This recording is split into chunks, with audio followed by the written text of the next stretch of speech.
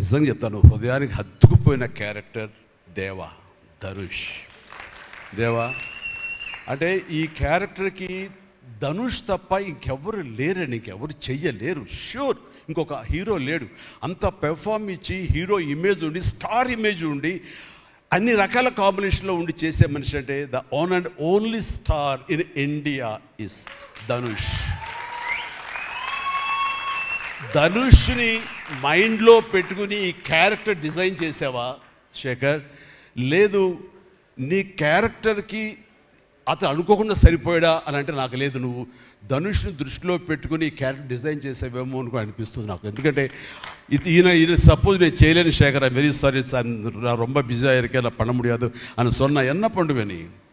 ఎవరున్నారు చేయడానికి? నన్ను అడిగితే నా వల్ల కాదు.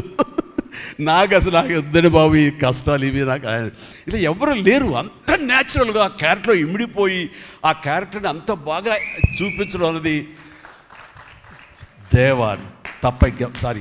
ధనుష్ తప్ప ఇంకెవరు లేరు.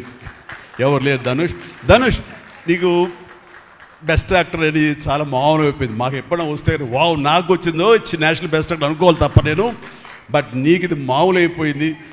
మళ్ళీ ముందస్తుగా నీకు అడ్వాన్స్గా చెప్పేస్తున్నాను, నీకు కంగ్రాట్స్. నీకు బెస్ట్ యాక్టర్ అనేది ఖచ్చితంగా రావాలి. లేకపోతే